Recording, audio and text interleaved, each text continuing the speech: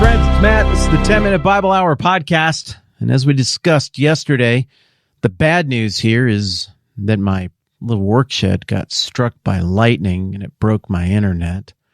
The good news is that my work shed did not gain consciousness as a result and go on a destructive rampage like the plot of the 2005 smash hit Stealth, starring Jamie Foxx.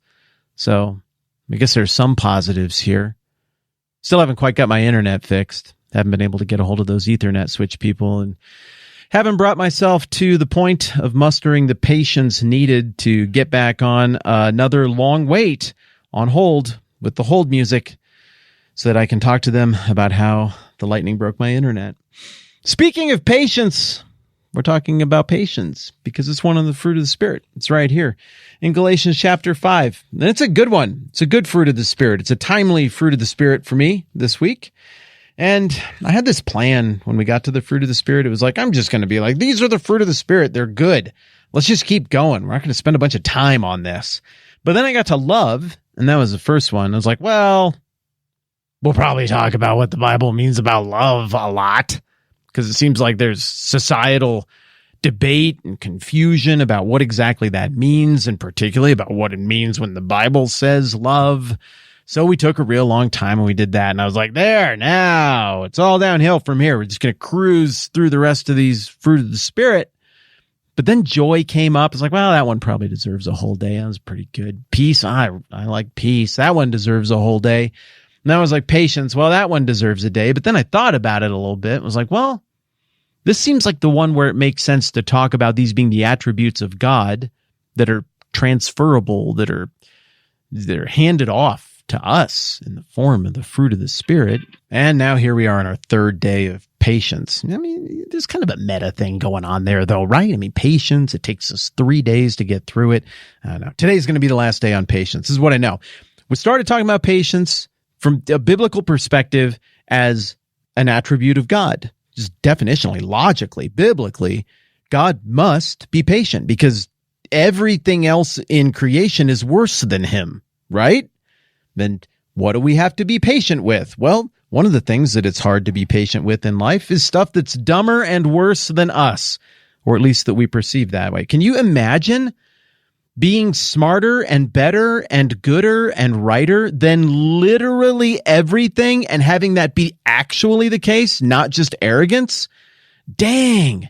I'm watching that Superman trailer that's playing all the time right now. If you're watching this later in history, you might not remember what I'm talking about. But as I'm recording this, we're coming up on a whole reboot on the whole DC comic book movie universe. They got a new Superman. This is like the 6th or 7th one that's happened in my lifetime.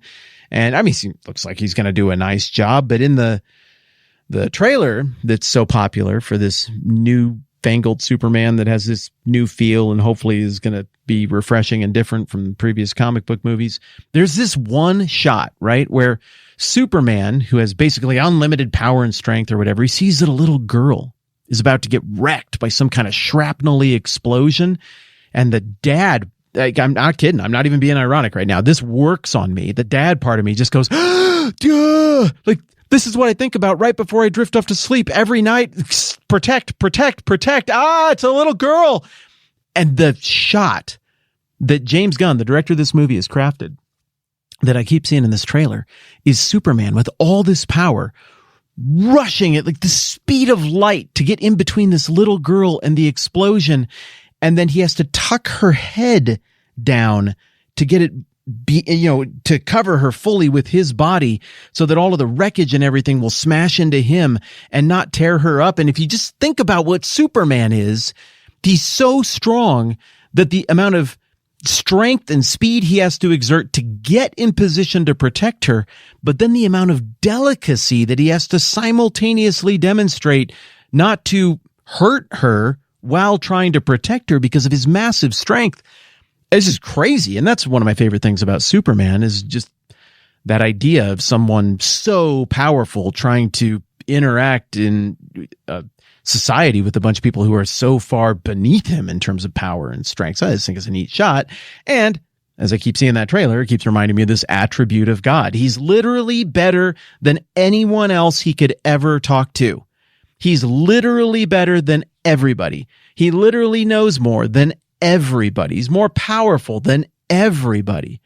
Okay, well, if that is the case, if there is a God, definitionally, God must be patient. You just hope he's really, really, really, really patient. And that seems to be what the Bible demonstrates. So then, because God is like that and he has a long view, as we've discussed, it makes sense that patience with God would be the least we can do. It would be the most obvious aspect of patience as a fruit of the Spirit, an evidence of the work of the Spirit in the life of the person who's with God. And we talked about that yesterday. But then in addition, well, there's going to be this element of patience. It is maybe the most obvious element, but that's just patience with other people. And surprise, I brought a Bible and I have a couple of verses in mind. And one of them is in 1 Corinthians, and this is also by Paul. And it's a verse I've read recently, but it's the love one, right? 1 Corinthians 13. Love is patient. Love is kind. It does not envy. It does not boast. It is not proud. And it goes on. We read all of that the other day. But patience isn't just its own individual attribute. Patience is an expression of love.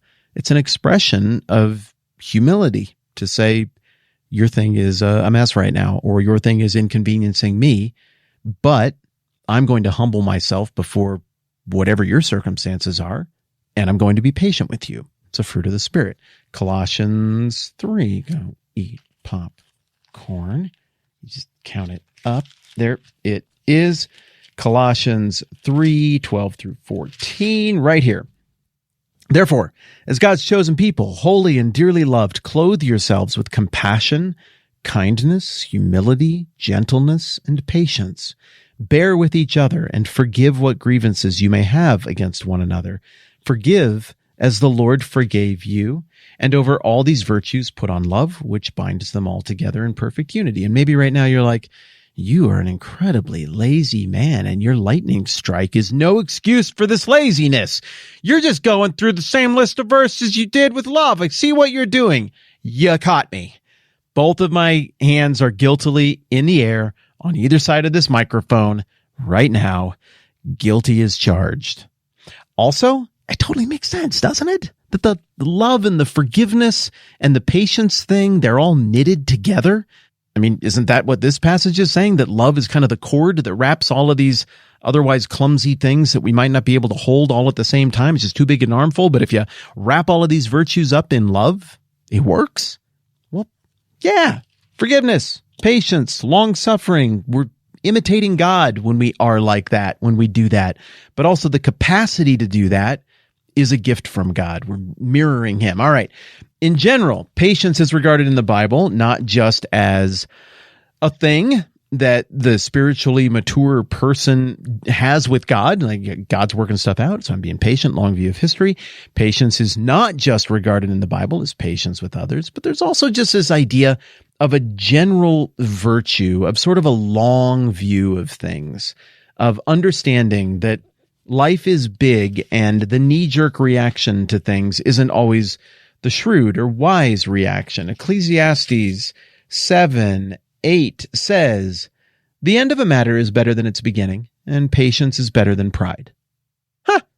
Yeah, that's pretty simple. I mean, it's basically a proverb right there in Ecclesiastes. And speaking of proverbs, I mean, there's a bunch of them about patience in Proverbs, but I jotted down this one, Proverbs 14:29. A patient man has great understanding, but a quick-tempered man displays folly. Think about most of the things you most regret. How many of them are tied to impatience or a quick reaction? A lot of them for me. A lot of the stupidest stuff that I've ever said was just quick. I didn't think, I didn't reflect, or I didn't think about the bigger picture. And so, yeah, patience is a fruit of the Spirit, and my impatience is kind of an act of the flesh. Okay. Last one. We got patience with God. We have patience with others. We have patience as a general virtue. And then finally, there's this idea throughout the Bible of patience in the face of suffering. And we've looked at a lot of stuff that deals with that. First Peter tackles a bunch of that. I'm going to go with Romans 12:12. This is a letter that Paul wrote. In it, he touches on the idea of suffering. It's a letter that Paul wrote to the Christians in Rome, a place where Paul would inevitably suffer quite a bit. By that, I mean they took his head off with a sword there in Rome. And in Romans 12:12, it says, "Be joyful in hope, patient in affliction, faithful in prayer. Share with God's people who are in need. Practice hospitality." The virtue throughout the entire New Testament is we be patient in suffering. This is part of the deal of this lifetime and this world and the nature of the world. This is why things need to be redeemed. This is why God is redeeming. And so part of patience with God is also patience with suffering, is also tied to patience with others, is also tied to a general calm, peace that passes understanding notion of patience as an orientation toward life and the unfolding of things. You think about the people who you deeply admire, who you want to be like, who you trust. They all have this virtue. You think about the people who are walking chaos and you never quite know what you're going to get, and they live crisis to crisis, and you might really like them, but it isn't what you want to do. Generally, patience is not among the fruit that is on display in their lives. The people we admire tend to get this really right. And if I'm to understand Paul correctly, here in Galatians 5, they got it from God, whether they've ever said that out loud or not, because patience is a virtue of God. All right, that's plenty for now. Hopefully tomorrow, I'm going to look out for me. I could be full interneting again in just one day. I don't even know what I'm going to do first. Maybe I'll go tweet some more stuff. The possibilities are endless. Crazy. All right, that's plenty for now. I'm Matt. This is the 10-Minute Bible Hour podcast. Let's do this again soon.